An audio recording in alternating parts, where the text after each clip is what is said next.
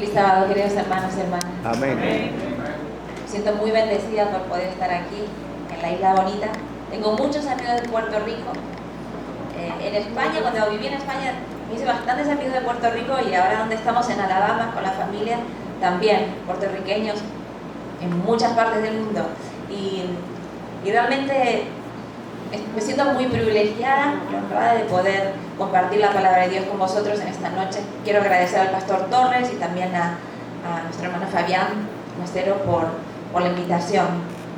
Y como ha dicho el pastor antes, espero que Dios se manifieste en este fin de semana y que podamos aprender más sobre la adoración, y que los conceptos que aprendemos o que refrescamos o que reafirmamos vengan de la palabra de Dios y de ninguna opinión personal. En esta noche vamos a reflexionar un poco sobre qué es la música adventista, la música cristiana adventista. ¿Hay un estilo de música adventista? ¿Cómo debería ser ese estilo? ¿De qué depende? ¿Qué dice la Biblia sobre eso? Y para empezar me gustaría reflexionar en qué significa adorar. Porque en la Biblia hay muchas referencias a la música, y se puede hablar de música desde muchos aspectos, desde muchas áreas. Si uno va a la universidad, puede estudiar musicoterapia, y es una carrera preciosa, una especialización de la psicología. Cómo se puede usar la música para ayudar a gente autista, por ejemplo, en sus síntomas, o a gente con Alzheimer para mejorar su memoria, o gente que ha tenido una enfermedad y está en un postoperatorio para recuperarse antes. Se puede estudiar la música en un conservatorio para ser un director de orquesta o para ser un gran instrumentista, un compositor. Desde la música como arte en sí mismo. Pero cuando vamos a la Biblia y vemos cómo la Biblia habla de la música, generalmente está en el marco de la adoración. ¿Qué quiere decir eso? Quiere decir que la música se usa para adorar a Dios. Y algo que me gusta mucho de la Biblia es que si uno va desde Génesis hasta el Apocalipsis, hay música en cada libro. Es como si la Biblia fuera una película y tiene una banda sonora, ¿verdad? Un soundtrack. Donde está Dios hay música, porque Dios creó la música. Amén. Y donde está Él hay música. Jesús nace y los ángeles cantan. Jesús viene y hay música en el cielo y hay música en la tierra. Job 38:7 dice que antes de la creación del mundo las estrellas alababan y se regocijaban los hijos de Dios.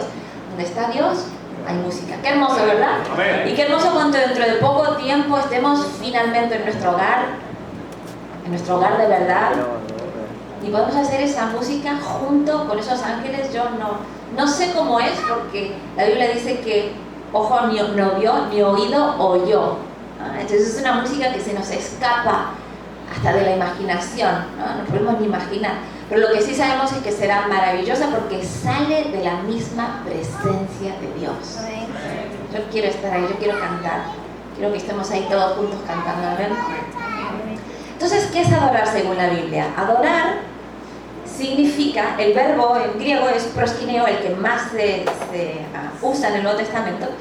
Significa inclinarse a besar los pies o someterse, postrarse, rendir homenaje a alguien que es superior a nosotros. Eso es adorar, es entrar en la presencia de alguien que es superior a nosotros. Para los cristianos, adorar es entrar en la presencia de Dios. Amén.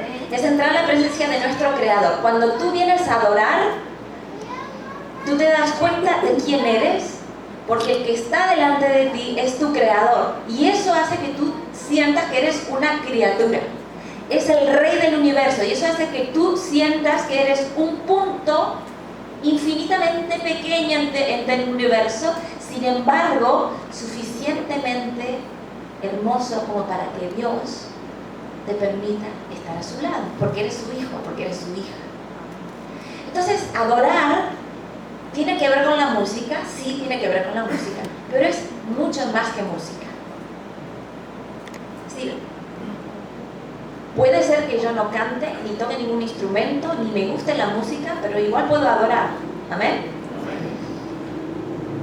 Hay 3 pilares de la adoración que encontramos en la Biblia, pero no son los únicos, son los 3 pilares, digamos así, quizás las tres formas más importantes de adorar. La primera es estudiar la palabra de Dios. ¿Por qué? Porque la palabra de Dios está viva. Dios creó el mundo a través de la palabra, ¿sí? Dios habló y existió. Y cuando uno abre la palabra de Dios, esa palabra está viva y crea en nosotros la sed de Dios, el encuentro con Dios. Y abriendo la palabra de Dios, estudiándola con humildad, con oración, nos encontramos con Dios y adoramos a Dios a través de su palabra. Otra forma de adorar a Dios es orando. Para orar, pregunto, ¿necesitamos venir a un templo, a una casa de oración? Vamos a orar donde sea y cuando sea. Y eso es maravilloso. Y lo mismo en la Biblia. No necesitamos esperar al sábado para venir a estudiar la Biblia. Dice Pablo en Colosenses 3:16 que la palabra de Dios more en tu corazón. Eso es lo que me parece hermoso. Que la palabra de Dios sea la palabra con la que tú piensas. Que tú pienses con la palabra de Dios. Amén. Y así podemos estar en la presencia de Dios continuamente y así podemos adorar a Dios. Y la tercera forma de adorar sería la música cristiana. Como decía antes, no son las únicas formas. Pero Ellen White dice que estos son los tres pilares de la adoración. Estudiar la Biblia, hablar con Dios como con un amigo, porque eso es orar, y los cantos cristianos, es decir, cantar, tocar un instrumento, pertenecer a un coro. Hoy hay muchas maneras de hacer música. Usted puede ser ingeniero de sonido, puede ser arreglista, puede hacer software para música, ¿verdad? Puede ser director de orquesta, compositor, letrista, técnico musical. Muchas maneras de hacer música para Dios. Entonces, lo que vamos a hablar esta noche es de la música. No vamos a hablar del estudio de la Biblia y de la oración, sino estrictamente de la música. ¿Qué es la música cristiana? La música cristiana es la expresión de la teología cristiana. Y si algo me gustaría que se lleven de esta noche es este concepto, porque me parece muy importante. Es decir, en el siglo XV, Martín Lutero reforma la teología. ¿Recordamos Martín Lutero? ¿Sí? ¿Y cuál era la música que sonaba en aquel entonces y que había sonado por más de 1000 años? Era el canto gregoriano, el canto oficial de la iglesia cristiana. ¿Y cómo era ese canto gregoriano?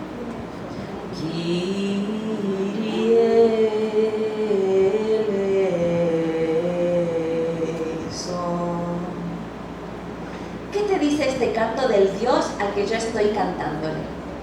¿Qué expresa? ¿Cómo es ese Dios al que yo lo canto? ¿Es un Dios? A ver, alguien que levante la mano. ¿Perdón? O dormido, es un Dios dormido. Ok, ¿sí? Una música solemne. Solemne, muy solemne, muy bien. Dormido en el sentido de que no es muy enérgica, ¿verdad? Quizás no es muy positiva, no capta tu atención, más bien es pasiva, ¿verdad? Pero es una música muy solemne, muy bien. ¿Qué más? Está en latín, ¿verdad? ¿Cuántos de aquí hablan latín? Yo no hablo latín tampoco. Y en la Edad Media, si usted iba a la iglesia cristiana y no hablaba latín, que era el 99,9% de la iglesia, usted no entendía nada de lo que se cantaba. ¿Usted se imagina venir a la iglesia y que el grupo de alabanza hubiera cantado en un idioma que nadie puede entender? Pues eso es lo que le pasaba a los cristianos cuando iban a la iglesia durante 1000 años. No entendían nada, solamente entendían los monjes, los curas, los sacerdotes que hablaban latín, las monjas que aprendían latín o los que vivían en Italia donde se hablaba latín, aunque era un latín diferente al que hablaba el pueblo. Pero es un Dios que no está muy interesado en conectar conmigo. ¿Por qué no? Porque no entiendo lo que canto. Y además, la congregación no podía cantar. Era prohibido que cantaran. ¿Quién cantaba? Los especialistas. ¿Y cuál es el mensaje que se está dando teológicamente? ¿Qué es la teología? La teología es el estudio de Dios, el estudio de la esencia de Dios, del carácter de Dios. ¿Cómo es Dios? ¿Verdad? Entonces, esta música, ¿qué me dice de Dios? Es un Dios de eruditos, de un grupo que estudia, tú no lo entiendes, así que yo te lo tengo que explicar. Tú necesitas un intercesor, ¿sí o no? Por eso ven a mí, confiesa tus pecados y yo le explico a Dios lo que te pasa, intercedo por ti. ¿Eso es bíblico? Acabamos de leer antes en uno de los cantos que me gustó mucho cómo cantaron, ¿verdad? Nuestro praise team, precioso, y me encantó también los versículos, porque los versículos llegan a nuestro corazón, es la palabra viva de Dios, ¿no? Y uno de los versículos era: no hay otro nombre dado a los hombres en el que podamos ser salvos. La Biblia no enseña que tenemos que ir a confesarnos a una persona, tenemos que ir directamente a Dios. Acerquémonos confiadamente al trono de la gracia. Pues esa música no me daba la sensación de que me puedo acercar confiadamente a Jesús. Por eso, Martín Lutero, ¿qué hace? Cuando reforma la teología, tiene que reformar la música. Porque la música me estaba comunicando una expresión teológica incorrecta. Por eso vamos a ver a Martín Lutero, que empieza con Castillo Fuerte. Me gustaría hacer una pequeña prueba. Hay una partitura. ¿Puedo usar el teclado? Hay una partitura de Martín Lutero que está...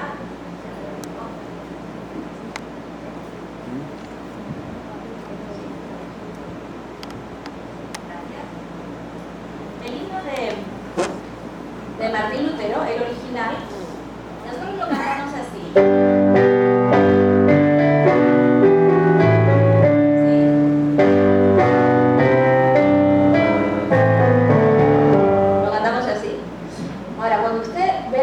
Original, la que escribió Martín Lutero, así lo escribió él.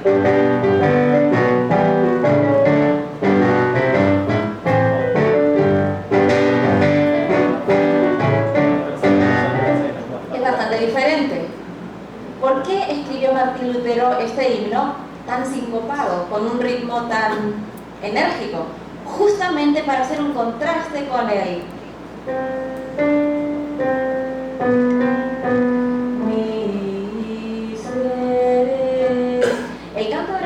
Estaba pensado para que el cuerpo no conecte con la alabanza. ¿Por qué no? Porque la teología detrás de esta idea es una teología griega que se llama el dualismo. Bueno, no importa, filósofos griegos, ¿verdad? Platón, Aristóteles, pero la cuestión es que no es bíblica. La filosofía griega dice que el cuerpo es malo y la mente o el espíritu es bueno. Entonces, el espíritu tiene que cantar, pero el cuerpo no tiene que participar. Interesante. Entonces, el canto gregoriano está pensado para que usted cante, no usted, sino el grupo que canta. Usted no puede cantar. Gracias por venir, por participar, pero no cante. Entonces, el grupo que canta, pero el cuerpo no participa, solo participa el espíritu. Interesante, porque uno va a la Biblia y lee Salmo 103 y David dice que todo lo que soy alabe al Señor. Y David no se deja nada, ni sus emociones, ni su cuerpo, ni su mente, ni su espíritu. Todo lo que soy alabe al Señor. Amén. Amén. Y uno va al Salmo 150 y David dice: alabemos con arpa y con lira y con címbalos y con danza. Y no solamente yo, que todo lo que respire. O sea, que si usted respira, y cuando respiramos, 1, 2, así respiramos, 1, 2, mira si no hay ritmo ahí, y luego pestañamos, taca, taca, taca. Mientras respiramos, pestañamos, y las neuronas que se van moviendo, y el aparato digestivo que también tiene su ritmo, ¿verdad? Y la sangre también tiene su ritmo. Y somos un aparato rítmico y todo va moviéndose. ¿Y quién nos diseñó así con tanto ritmo por todos lados? ¿Cómo que Dios? ¿Me quiere decir que Dios también tiene ritmo? Pues seguramente porque estamos creados a su imagen. Hay un sitio en Texas, ahí en el medio del desierto, que ha hecho la NASA para hacer pruebas de sonido. Entonces usted se mete en un cuarto, que es el cuarto más insonorizados del mundo. Es decir, no se escucha nada más que el ruido que uno produce. Yo nunca he estado allí, pero conozco a un profesor que ha estado allí.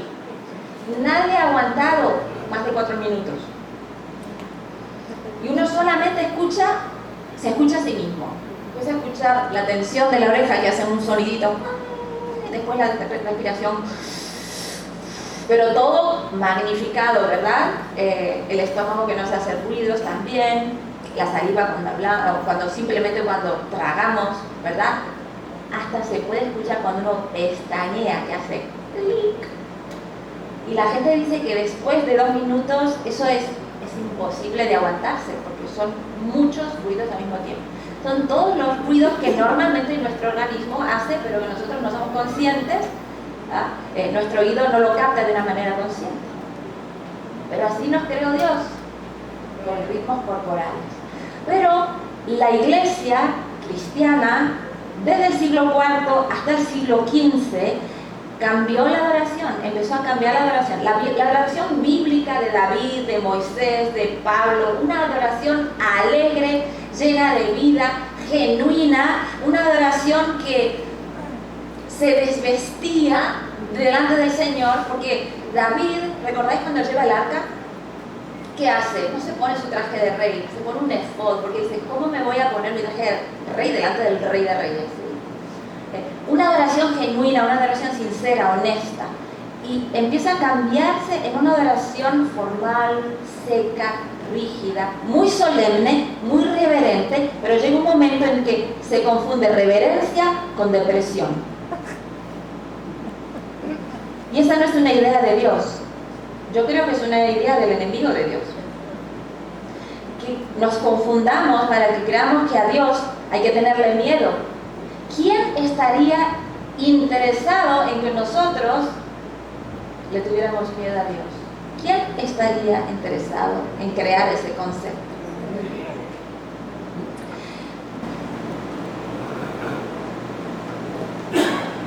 Por eso cuando adoramos a Dios, estamos diciéndole a los que nos ven y a Dios lo que pensamos de Dios. Por eso yo canto, yo tengo gozo en mi corazón. Esa parte está muy corta, ¿eh? El pastor, los calcetines no le combinan con la corbata otra vez. Y mientras tanto, y voy cantando, en mi corazón. Oh, feliz el día en que escogí, soy feliz. Es como si miráramos en los ojos a nuestro novio, a nuestro marido y le dijéramos, te quiero. Hay una desconexión entre las palabras y el sentimiento, ¿verdad? Cuando adoramos, le estamos diciendo, estamos expresando a Dios quién es Él para nosotros. Y lo maravilloso de la adoración es que cuando nosotros entramos en la presencia de Dios, Dios ya estaba allí esperándonos. No es que Dios dice, bueno, ahora que me invocas, yo vengo. ¿Recordáis Juan 4 cuando Jesús se queda en el pozo y hace un tiempo y un espacio y viene la mujer samaritana y empiezan a hablar y finalmente después de la conversación Jesús le dice, yo soy el agua de vida, yo soy. Cuando ella empieza a entender que es adoración, Jesús ya había creado un espacio y un tiempo para ella. Cuando nosotros lo amamos a Dios, Él nos amó primero. Cuando nosotros venimos a cantar a Dios, Dios ya está aquí, dispuesto a escucharnos. Y eso es algo maravilloso que no creo que siempre recordemos o tengamos en cuenta. Dios está escuchando. Por eso es tan importante que la música exprese lo que realmente creemos de Dios. Y cuando adoramos, estamos testificando. Estamos diciéndole a nuestros niños que están creciendo, ¿quién es Dios para nosotros? ¿Qué pensamos de Dios? ¿Qué está haciendo Dios en nuestra vida? Estamos diciéndole a la comunidad de Barceloneta que viene por primera vez, ¿qué pensamos de Dios? ¿Qué hace Dios en nuestra vida? Yo mientras estaba escuchando la música y estaba conectándome con Dios, estaba agradeciéndole a Dios por poder estar aquí, por poder estar disfrutando de esta música. Me encantaron las canciones, estaba disfrutando y estaba pensando, qué hermoso si alguien viene por primera vez, una persona que no sea cristiana quizás, o que necesita a Dios en su vida, y viene y se une a nosotros, porque la atmósfera que se creó es una atmósfera de buscar a Dios con sinceridad, con alegría, ¿verdad? Desde el fondo de nuestro corazón. Esa es la adoración verdadera, la expresión de lo que es Dios en nuestra vida. ¿Cómo deberíamos adorar? ¿Hay alguna fórmula? ¿Hay alguna manera de adorar correcta? Ellen White dice, la música es aceptable a Dios solo cuando se toca el piano. Solo cuando se toca el órgano de tubos, traído de Inglaterra, del siglo XVIII. ¿Dice eso? ¿O solamente cuando se toca la guitarra? No, solo cuando el corazón es santificado y enternecido bajo la influencia del Espíritu Santo. Si tu corazón está en la misma frecuencia del Espíritu Santo, tu adoración va a ser aceptable a Dios. Lo voy a decir una vez más. Si tu corazón está afinado con la voluntad de Dios, tu adoración va a ser aceptable a Dios. Qué hermoso, porque antes, cuando los instrumentistas estaban afinando, el proceso de afinación de un instrumento es muy interesante, porque yo toco el piano, por ejemplo, ¿no? Y el piano siempre está afinado. Eso decimos los pianistas, ¿verdad? Porque los pianistas, hay una cosa que se llama el concert pitch, ¿verdad? Es decir, la afinación que te da el piano. ¿Por qué? Porque esto es un piano eléctrico, entonces cuando yo toco una nota, todos los demás tienen que afinar con esa nota. ¿Por qué? Porque si la guitarra me da la nota, yo no puedo cambiar mi piano eléctrico. El que tiene que cambiar es la guitarra, ¿sí o no? Sí, y a los pianistas nos encanta eso, que todos giren alrededor de nosotros, ¿sí o no? Y la flauta siempre está baja y el violín siempre está alto. No, eso está, mira, te doy la nota otra vez, escúchala bien. Entonces, tienen que cambiar, tienen que afinar. Y a veces eso lleva tiempo y también hay que ser humilde, instrumentistas. Vosotros sabéis de lo que estoy hablando. Hay que ser humilde para afinar, ¿sí o no? Hay que ser humilde cuando ellos nos dicen, no, eso está bajo. Ay, nos duele el orgullo musical. ¿Cómo que está bajo? Yo tengo buen oído. Sí, pero mira, el piano. O el diapasón, ¿verdad? He visto algunos con diapasón eléctrico. El diapasón no se equivoca. Cuando yo vengo a adorar, Dios es el diapasón. Dios es el sonido que no se equivoca. Y yo tengo que afinar mi voluntad con la suya. Y no es al revés. No es que Dios se tiene que acostumbrar a lo que a mí me gusta. No, a mí me gusta este estilo, me gusta esta manera de adorar y ahora es al revés. Yo soy el que tiene que escuchar a Dios. ¿Cómo se hace eso? Dejando que mi voluntad sea transformada, sea enternecida, sea santificada por el Espíritu Santo. Y el Espíritu Santo me va diciendo, Adriana, estás muy alta de orgullo, baja un poco el orgullo, bájalo hasta cero. Porque el Espíritu Santo no se manifiesta al 90%, o todo o nada. Ama a Dios con todo el corazón, con toda tu mente, con todas tus fuerzas. Todo o nada. Dios es un Dios así. Es un Dios que no acepta la tibieza. Para la tibieza le da náuseas, le provoca vómitos la tibieza. Prefiere que sea frío antes de que tibio. Pero si caliente para Dios es un corazón que está totalmente entregado a Él. Y a mí me ha pasado muchas veces pasar a adorar, pasar a dirigir la adoración y notar que estoy llena de mí misma. Y notar en ese momento que tengo que decir, Señor, por favor, vacíame de mí misma, sálvame de mí misma. Hay una oración en el Camino a Cristo que me encanta. Tómame, Señor, enteramente tuya. Pongo todos mis planes a tus pies.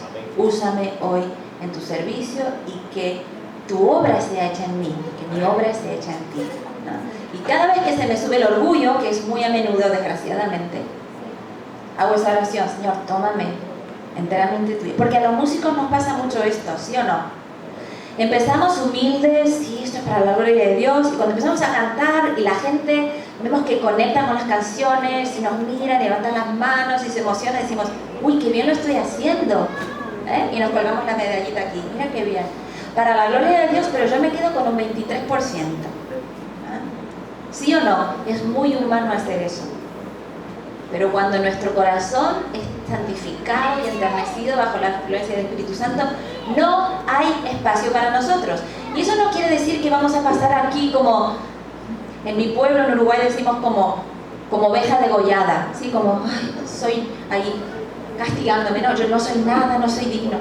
No, cuando estamos bajo la influencia del Espíritu Santo, somos personas seguras, pero no seguras de nuestro orgullo, seguras de lo que valemos delante de Dios. Y tranquilas y felices y convencidas de que los talentos que tenemos no son nuestros, nos los ha dado el Señor y Él los multiplica cuando lo ponemos en sus manos. Pero es una cuestión espiritual. La adoración, y a veces cuando voy por las iglesias y queremos hacer que el problema de la adoración sea un problema técnico, batería, sí o no, qué acordes tocar, qué estilos. Sinceramente, creo que no es tanto un problema técnico musical como un problema espiritual, porque si mi corazón está afinado con la voluntad de Dios, y esta no es una metáfora bonita, no son palabras bonitas, es una realidad. Si yo he muerto a mí mismo, estoy crucificado en Cristo, mi adoración va a ser aceptable delante de Dios. Dice Pablo que la palabra de Dios mora en vuestros corazones, cantando entre vosotros con salmos, con himnos y con cánticos del Espíritu. Ya voy 26 minutos y no tengo mucho tiempo para elaborar, pero voy a detenerme 2 minutitos en este versículo, porque para mí este versículo, y Efesios 5:19, que dicen más o menos lo mismo, son los versículos que más dicen sobre adoración. Y es Pablo, porque Pablo sabe mucho de adoración. ¿Recordáis cuál era la definición de adoración? Adoración es inclinarnos delante de Dios, caer al suelo delante de alguien que es superior a nosotros. Y recordáis que Pablo estaba lleno de sí mismo, lleno de su conocimiento. ¿Y qué le pasó camino a Damasco? Tuvo que caer, ¿verdad? Yo creo que este hombre aprendió a adorar the hard way, como dicen los americanos. Duro, porque se cayó, tuvo que caer, quedarse ciego para poder ver realmente a Jesús. Y cuando Pablo es transformado por el Espíritu de Dios y Dios lo empieza a usar poderosamente, él dice que la palabra de Dios te visite de vez en cuando en tu corazón. Dice eso. Que la palabra de Dios pase por ti alguna vez. No. Que la palabra de Dios more, viva, esté dentro, resida en tu corazón.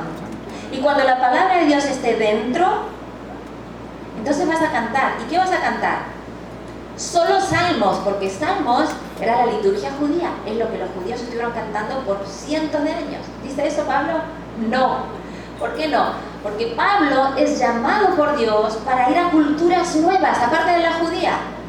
Colosenses, ¿verdad? Tesalonicenses, a los romanos. Tiene que ir a culturas que nunca han escuchado del Dios de Israel. Pero Pablo no está llamado a predicarles el judaísmo, él está llamado a predicarles el Evangelio, y el Evangelio es Cristo Jesús. ¿Vale? Y por eso él les dice, cuando la palabra de Dios, en el griego, aquí es hermoso, porque la palabra de Dios es el logos. Y recordáis cómo empieza Juan, el logos, el verbo se hizo carne. ¿Quién es el logos? ¿Quién es la palabra de Dios? Jesús. Cuando Jesús habite en tu corazón, entonces vas a cantar. ¿Y qué vas a cantar? Pues vas a cantar salmos, que es cultura judía, himnos, que es cultura griega y romana. Esto me encanta, porque hay que llegar al mundo también.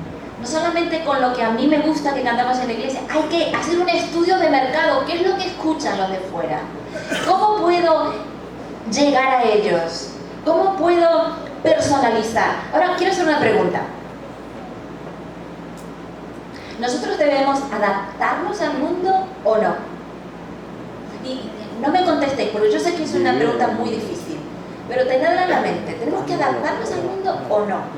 Porque esta es la gran pregunta de la música religiosa adventista. ¿Tenemos que adaptarnos al mundo o no tenemos que adaptarnos al mundo? Entonces vamos a escuchar ahora un video de un himno griego del siglo II a.C.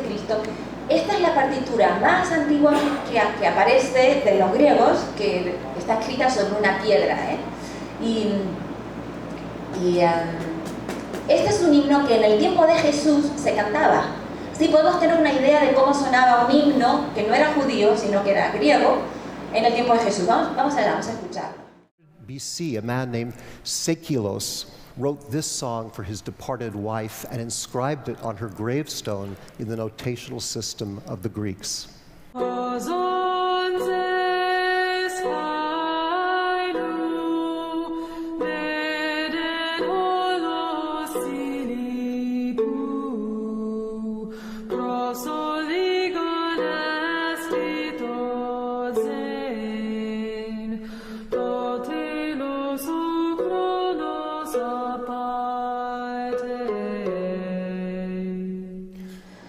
Interesante, ¿verdad? ¿Hay algún instrumento que suena junto con la voz? ¿Hay, verdad, un arpa, una lira? ¿Suena todo el tiempo o suena de vez en cuando? Es interesante porque nosotros cuando pensamos en el arpa, la palabra arpegio, ¿verdad? Arpegio tiene que ver con el arpa, es decir, pasar la mano por las notas y hacer diferentes acordes. Pero pensemos que la polifonía, más de 2 notas, los acordes, empiezan en el siglo IX en Europa. Estamos en el siglo II a.C. No hay polifonía. Cuando David toca el arpa, no toca arpegios, toca una nota o 2 como mucho. Pero bueno, eso es un detalle. ¿Pero por qué hablamos de este detalle? Porque la música en el tiempo de Pablo era muy diferente de la música que hacemos hoy. Incluso, no sé, aquellos músicos que os gusta un poquito lo de teoría de la música. Yo sé que a la teoría de la música no le gusta a casi nadie, pero yo es que como enseño eso, pienso que es muy interesante. Pero creo que soy la única. Mis alumnos también me lo dicen, que soy la única. No, hay alguno que le gusta, uno de 100, por lo menos. Pero no sé si habéis visto, si esto es una escala mayor o menor la que usa. ¿Alguien tiene alguna idea? ¿Mayor o menor? No es ni mayor ni menor, es un modo que se llama mixolidio. Porque los griegos tenían 8 modos. Y es interesante, ¿por qué digo esto? Porque hoy en el himnario el 90% de los himnos son en tonos mayores, escala mayor. No tenemos tantos modos como tenían ellos. O sea, la música ha cambiado mucho, es muy diferente del tiempo de Jesús al tiempo de hoy. Ha cambiado drásticamente los instrumentos. Hoy decíamos que Martín Lutero crea el coral luterano. O sea, Martín Lutero dijimos que reforma la teología y junto con la teología reforma la música.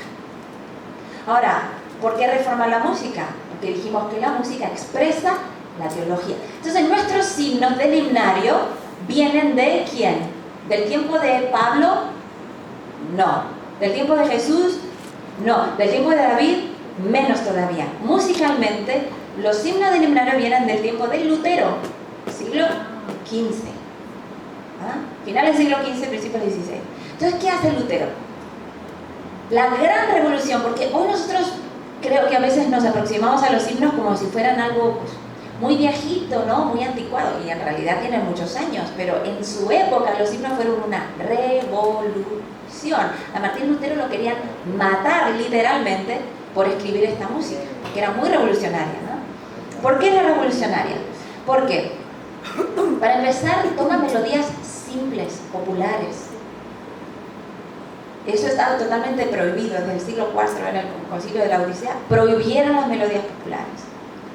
Estaban armonizadas a 4 voces, es decir, si usted era soprano, podía cantar la melodía. Si era una voz más grave, femenina, pues contralto, menor, bajo, todo el mundo podía cantar. Fijaros que por 1000 años la gente venía a la iglesia cristiana y nadie cantaba, solamente un grupito. Y ahora de repente Lutero dice, todo el mundo a cantar. La música era muy alegre, era muy enérgica, tenía mucho ritmo. Por eso lo querían matar, pobre Lutero. Castillo fuerte es nuestro Dios, ¿dónde la escribió? Pues en un castillo para que no lo mataran, pobrecito, ¿no? No solamente por la música, también por la teología, pero lo querían matar. Las letras de los himnos, que son los himnos luteranos, conecta con la congregación. Es decir, la gente entiende lo que están cantando. Por primera vez en más de 1000 años entienden. Y el centro de la música, ¿qué es? El centro de la teología es Jesús. La justificación por la fe. No más justificación por obras. No más sufrir el evangelio. No más intentarnos portar bien para que Dios me ame. No, Dios me salva por la fe. Amén. Amén. Y por eso estas canciones eran alegres, porque yo no puedo decir Dios me salva. Entonces no he entendido que la salvación es alegría. La salvación son buenas nuevas. Dios no me vino a condenar. Lo voy a decir otra vez. Dios no vino a condenar. Amén. Vino a salvar. Vino a liberarme. Vino a hacer saltar de alegría a la gente porque Él es buenas nuevas, ¿no? Amén. Entonces Martín Lutero reaviva el fuego de la conciencia de los cristianos. Es como, ¿qué estamos haciendo? ¿Por qué estamos flagelándonos? ¿Por qué estamos sufriendo este evangelio? ¿Por qué estamos sangrando, verdad? Por el evangelio, cuando en realidad deberíamos estar celebrando las buenas nuevas del evangelio. Y la música tiene mucho que ver con eso.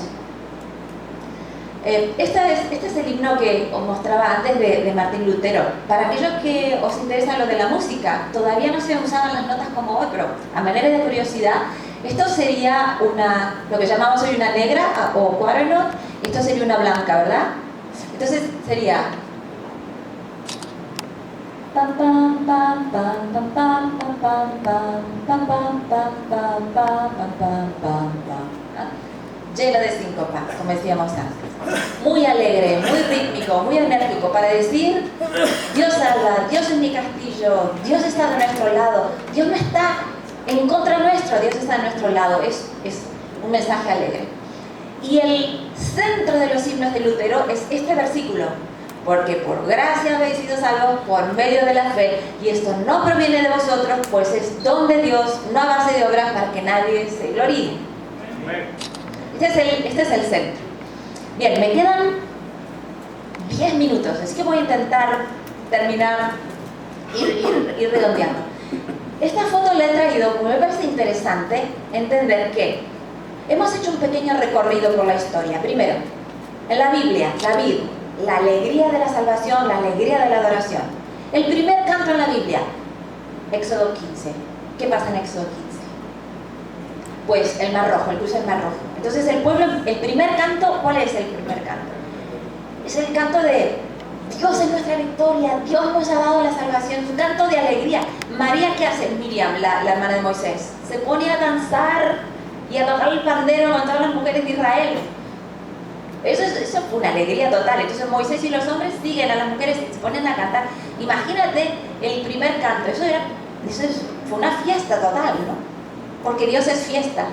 Amén. Amén. Dios es fiesta. Amén. Por eso Jesús, cuando baja, empieza a decirnos la palabra del Hijo pródigo. ¿Qué hace Dios el Padre? Celebra, hace una fiesta. La fiesta de las bodas. Jesús mismo empieza su ministerio en una fiesta. Dios es una fiesta, Dios es la razón de nuestra alegría. ¿Amén? Entonces, esta es la música de la adoración en la Biblia. Pero Jesús asciende, Nuevo Testamento, Pablo, salmos, himnos, cánticos espirituales. Cuarto siglo después de Cristo, concilio de la Odisea, los instrumentos prohibidos, los instrumentos musicales se prohíben. Las músicas populares dentro de la iglesia se prohíben, el canto de la congregación se prohíbe, y nos vamos alejando más y más del espíritu bíblico de la adoración, de lo que Dios nos dice que es la adoración, de cómo adoran los profetas, los reyes, el pueblo de Dios. Nos vamos alejando más, y la adoración cada vez es más rígida, más seria, más formal, más hueca, más llena de tradiciones, justificación por las obras. ¿Quién estaría interesado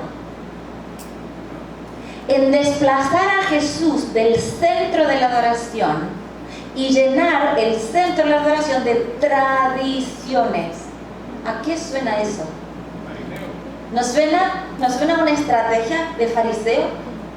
¿Nos suena a una estrategia de hacer de la religión algo árido, algo sufrido? ¿No suena a un enemigo de Dios que no soporta ver a Jesús en el centro, como hemos cantado antes?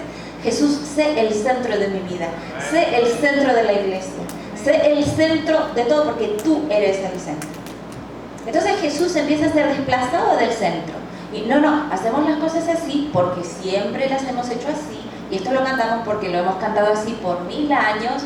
Entonces viene Lutero, reforma, y 2 siglos después de Lutero, 3 siglos después de Lutero, hay un gran reavivamiento cristiano en Estados Unidos, en Inglaterra también, en el resto de Europa. Y así surge el adventismo. Nosotros, el pueblo adventista, surgimos, ¿verdad? Siglo XIX, gran reavivamiento. En la primera banda oficial de la iglesia adventista es esta, la banda de la Review and Herald, en 1895. Ellen White y James White y los grandes pioneros de la iglesia vieron tocar esta banda, y Ellen White escribe: estoy de acuerdo con el uso de estos instrumentos, son aprobados por Dios. Ahora, cuando usted mira esta banda, yo no veo ningún afroamericano, ningún puertorriqueño, ningún filipino, ningún brasileño. Todos tienen cara de anglosajones. Con todo mi cariño lo digo, porque los primeros adventistas eran anglosajones, ¿sí o no? Entonces, la música que ellos comenzaron a tocar, especialmente esta banda, es una música que se llama The Salvation Army. ¿Suena Salvation Army? Sí, el ejército de salvación, ¿verdad? Entonces, por eso muchos de nuestros himnos suenan a marchas militares.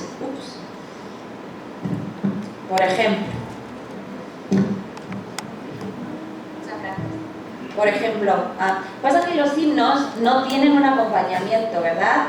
Tienen cuatro partes que son voces, son para cantar, que no son para tocar. Entonces cada pianista hacemos lo que podemos con el acompañamiento. Algunos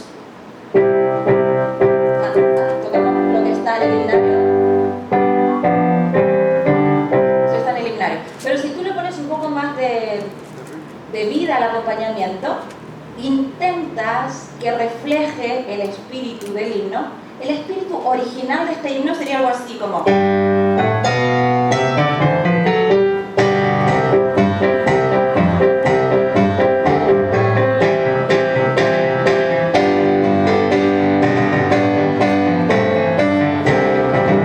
¿Es una marcha militar? 100%. Salvation Army. Así tocaban los himnos, los primeros pioneros de la iglesia. ¿Por qué Salvation Army? Porque Ellen White, antes de ser adventista, ¿recordás de qué denominación venía ella? Del metodismo. ¿Quién es el fundador del metodismo? Exactamente, John y Charles Wesley. Y ellos son grandes músicos y apoyan a William Booth, que es el fundador de Salvation Army. Entonces tenemos...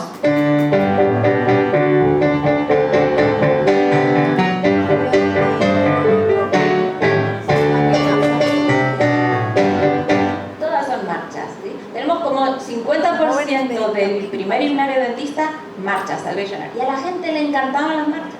Ahora uno puede decir, las marchas militares ¿son un estilo musical religioso o no? No, no lo son. Es un estilo musical pensado para que el ejército marche. Está pensado para eso. Está pensado para celebrar una victoria, está pensado para... tener un tipo de música sólida, triunfalista, ¿sí? Entonces tiene algunos elementos en común que le conviene al himno, en el sentido de que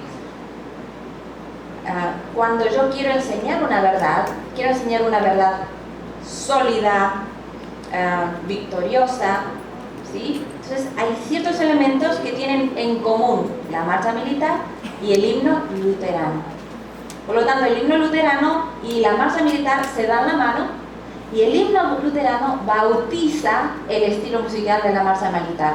¿Me he explicado? Y cuando digo bautiza, quiere decir que adapta el himno en una marcha. ¿Eso pasa en otros estilos? Sí que pasa. Por ejemplo, dejadme dar un ejemplo. No sé si conocéis este himno que está en el himnario. Es un himno adventista porque habla de la segunda venida de Cristo, ¿sí?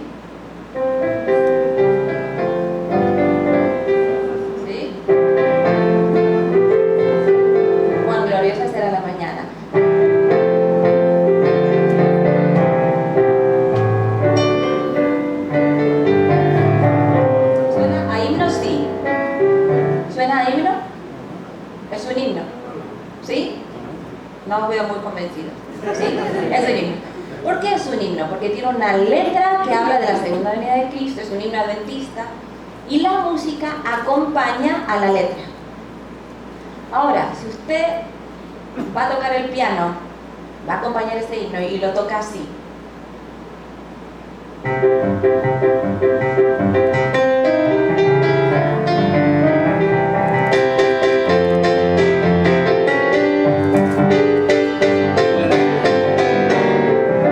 ¿Eso suena a himno o no? ¿A qué suena? A ranchera. ¿Sí o no? Suena a ranchera. Adelita, ¿quién dijo Adelita? Pastor, usted tome nota de la gente que sabe esta ranchera, porque yo no sé cómo la han escuchado, pero la han escuchado. No, es una broma, que nadie se ofenda. Pero es verdad, es una ranchera hacia Adelita. Ahora, las rancheras no se tocan con piano normalmente, ¿verdad? Tocan una guitarra, un violón, una trompeta. Pero digamos que alguien tomó la primera parte de Adelita y pensó, es una buena melodía que si transforma un poco el ritmo, bautizo a Adelita en un himno, bautizo a la ranchera en un himno. ¿Qué quiere decir bautizar? O técnicamente este proceso se llama contrafacta, no importa el término, pero si a alguien le interesa, contrafacta. Es una técnica muy antigua. Martín Lutero, por supuesto que la usó muchísimo. Bach, un gran compositor, lo usó muchísimo. Bach toma esta melodía, que es una melodía de borrachos, de taberna,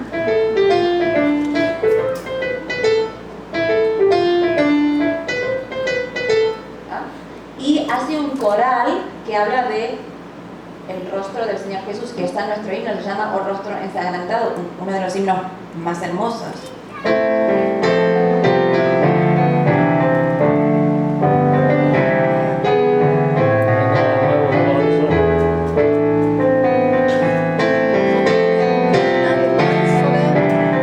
Es un himno realmente precioso por el tratamiento tan precioso que le hace Bach a esta melodía. Deja de ser una melodía tabernera para convertirse en un himno muy inspirador. Entonces eso, cuando decimos bautizar un estilo en algo religioso, bautizar un estilo musical, secular o popular en uno religioso, nos referimos a que hay un proceso de transformación, yo diría de redención. Redimir un elemento para transformarlo en algo bueno. Por ejemplo, ¿recordáis la burra de Balaam? La burra que habló de parte de Dios. Yo, a veces cuando mi marido tiene mucho sentido del humor, a veces le digo, ay, es que me han invitado a este evento y no sé si lo voy a hacer bien porque es en inglés. Mi inglés todavía está creciendo. Me dice, cariño, si eso es una burra, te puedo usar a ti. Gracias. Muchas gracias por el aliento. No, pero es un poco en broma, pero un poco en serio. Es decir, si Dios te quiere usar, Dios redime, ¿sí o no? Dios redime. Entonces, cuando yo toco esta nota,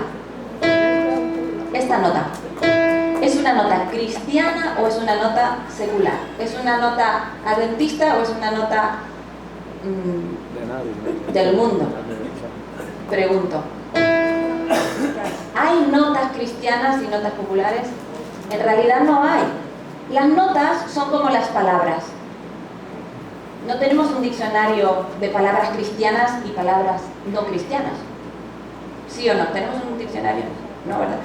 Tenemos palabras, por ejemplo, la palabra camino.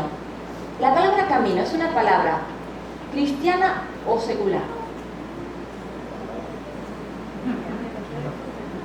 No, y se la puso el gato.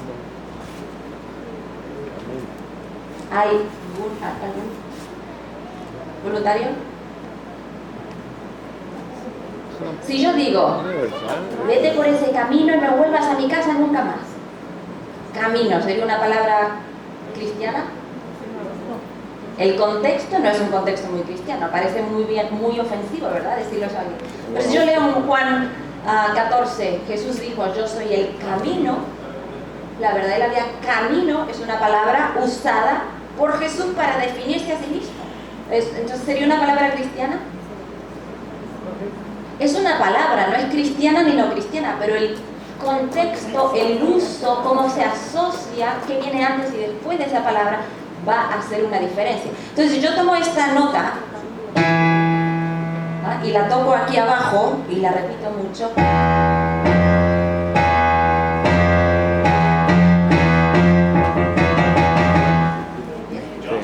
pone nervioso, ¿verdad? ¿Alguien por ahí dijo tiburón? Imperio. Pastor, también vieron esa película. Hoy es una película terrible, ¿verdad? No hay que verla. Si usted no la ha visto, no la vea, por favor. Porque después no se quiere meter a la playa, porque despierta mucho miedo, ¿verdad? Pero John Williams, que es el compositor de esta banda sonora, hizo la banda sonora basándose en estas dos notas. Ahora, si yo tomo estas dos notas que son mi y fa, y quiero hacer una canción que alabe a Dios, uno de mis himnos favoritos, que es Salvador, a mí, a ti me rindo, me encanta este himno, empieza así.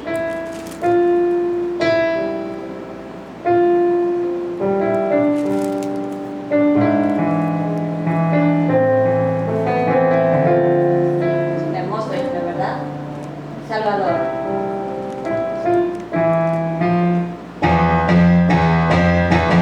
Son las mismas notas. Camino. Es la misma palabra. ¿Cómo uso la palabra? La uso para bendecir, la uso bien, la uso para hacer un vínculo de amor con la gente que me escucha para que puedan ver a Dios en mí. Bautizo la palabra en el amor de Dios para que la palabra sea santificada y pueda llegar a la gente como la usó Jesús. O uso mis palabras para maldecir, para crear un ambiente de odio. Lo mismo pasa con las notas musicales, con las escalas musicales, con los acordes musicales. No es que la nota en sí sea buena o mala, sino es cómo la uso. Es cómo la uso. Y ahora sí que vamos terminando porque se nos ha acabado el tiempo. Mañana tenemos más tiempo, mañana vamos a seguir profundizando un poquito más. Y me gustaría, mañana vamos a ver estos ejemplos. Os he traído algunos ejemplos de Oakwood, de la universidad donde estamos. Es una universidad de morenos. Os invito, tenéis que venir a Oakwood. Antes de que el Señor venga y escuchemos ese coro de ángeles, yo creo que está el coro de ángeles y el coro de Oakwood después. Esos morenos, como cantan, es algo impresionante. No solamente sus voces, sino su fervor, ¿no? Su intensidad. Entonces quisiera terminar con esto. La cultura son las costumbres, las tradiciones, las actitudes, las conductas características de un grupo social, de una nación o un país. ¿Cómo usó Jesús la cultura? Porque yo quiero ser como Jesús, ¿amén? Jesús es nuestro modelo en todo. ¿Cómo Jesús usó la cultura? Fíjate, el lenguaje. ¿Jesús usó la cultura del cielo o la cultura de la tierra cuando se comunicó con nosotros? Ahora sí que quiero que me respondáis. ¿Jesús usó la cultura del cielo o la cultura de la tierra cuando se comunicó aquí con nosotros? Sí. ¿Jesús pecó? Nuestro Señor Jesús nunca pecó, pero usó la cultura de la tierra. Él usó hebreo, además, dicen los especialistas que quizás usó el egipcio porque vivió en Egipto sus primeros años, sabía griego. La comida, ¿comió comida del cielo o comida de aquí de la tierra? Literatura, ¿Jesús leyó cosas de su época? Sí. En las parábolas de Jesús podemos ver que él usa personajes de la cultura popular, no solamente hebrea, sino también cananea, egipcia. Él había leído, él conocía. La vestimenta, ¿usó Jesús su ropaje de luz del cielo? No, se vistió como uno de nosotros. Y como profesión, pues fue carpintero durante por lo menos 20 años de su vida. La carpintería es una profesión de su cultura, de su época. Ahora, Jesús no pecó, pero usó elementos de la cultura para bien, bautizó, redimió elementos de su cultura para no pecar, pero para llegar a la gente. Jesús era santo, sin embargo las prostitutas, los pecadores, se sentían cómodos, se sentían amados, aceptados a su lado. Y una cosa con la que yo personalmente lucho, no voy a criticar a nadie porque yo lucho con esto, es que yo aborrezco al pecador, pero tengo una atracción especial hacia el pecado. Pero Jesús era al revés. Él tenía una atracción especial hacia el pecador. Él ama al pecador, y me ama a mí, te ama a ti. Pero Jesús aborrece el pecado porque Él no conoce el pecado. Entonces quiero terminar con esto. Jesús nos dice, yo les he dado tu palabra y el mundo los aborreció porque no son del mundo como tampoco yo soy del mundo. No te ruego que los quites del mundo, sino que los guardes del mal. Los músicos que vivimos hoy en este siglo tan difícil, para hacer una música que le lleve a la gente el concepto de Dios, la teología correcta, un Dios que no es lo mismo que ellos están escuchando en la televisión, en MTV, en Disney Channel, es diferente, es un Dios diferente. Este es nuestro gran desafío, llevar a un Dios que es diferente a un mundo que vive en la cultura de hoy, estando en el mundo, pero usando solamente esas cosas que se pueden usar para la gloria de Dios. Por eso pienso que si yo tomo una salsa, por más que le ponga una letra religiosa, si la salsa me dice,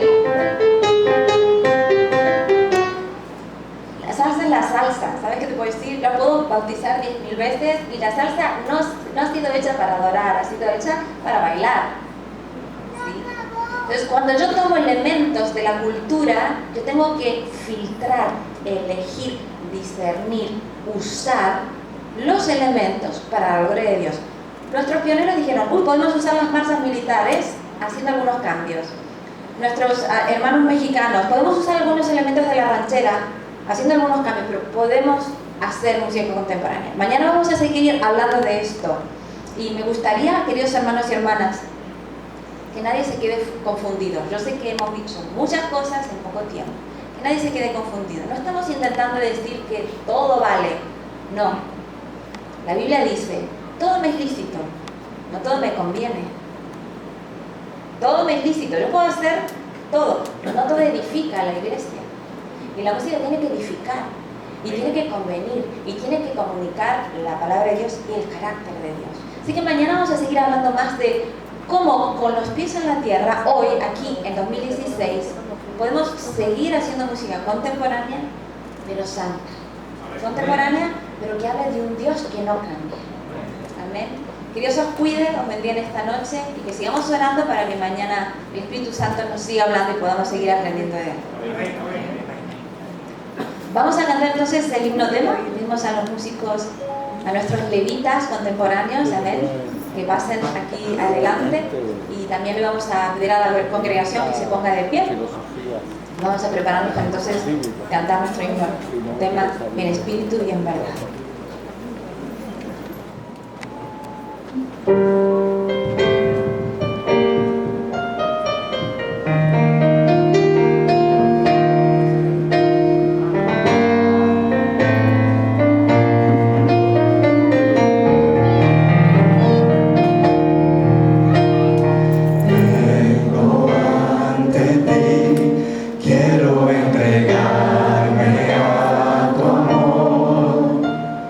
Toma hoy mi vida.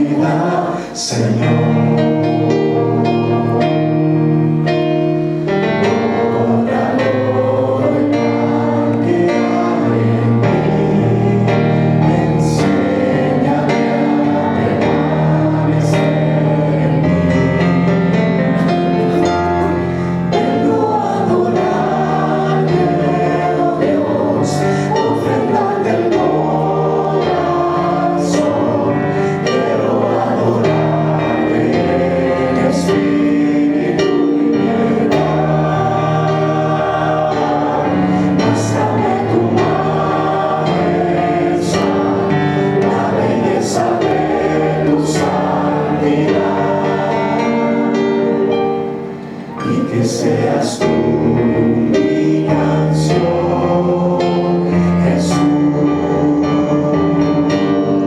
y que seas tú mi canción, Jesús.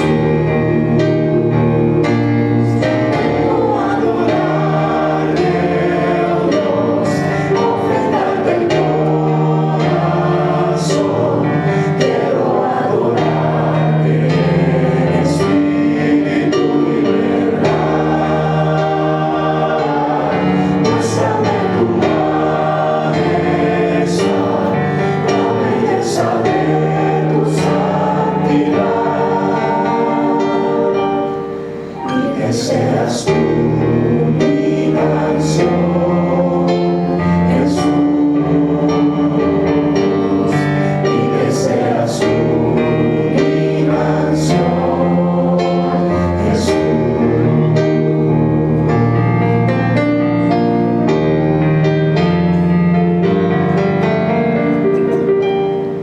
Y que seas tú mi canción, Jesús.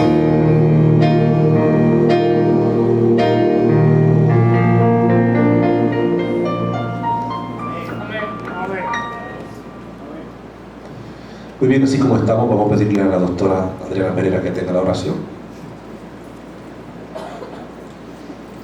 Querido Padre que estás en los cielos, gracias Señor por tu Hijo Jesús. Gracias porque cuando necesitamos salvación, Él descendió, Él bajó, nos abrazó, nos tocó, nos perdonó, extendió sus brazos, murió por nosotros. Y sabemos, Señor, que aunque eso pasó hace miles de años, esa sangre todavía sigue vigente hoy para nosotros. Y sabemos que Jesús está intercediendo hoy por nosotros. Que cada vez que pecamos, su sacrificio todavía hace la diferencia para que podamos tener vida eterna. Y Señor, hoy venimos ante ti sabiendo que no hay nada bueno en nosotros. Y venimos con nuestros problemas, con nuestras relaciones rotas. Y te venimos a pedir, Señor, que tú nos sanes, que tú nos salves, que tú nos ayudes a adorarte como tú mereces, poniendo a Jesús en el centro de nuestra vida, afinando nuestro corazón con el tuyo, muriendo a nuestro orgullo, a nuestro egoísmo, a nuestras ambiciones, a todo lo malo que hay dentro de nosotros, para dejar que Jesús y tu Espíritu Santo vivan en nosotros. Gracias, Señor, por la salvación. Ayúdanos a recordar que son buenas noticias para nosotros y para todo aquel que está a nuestro lado. Ayúdanos, Señor, a ser luces para ti, porque te lo pedimos en el nombre de tu Hijo Jesús. Amén.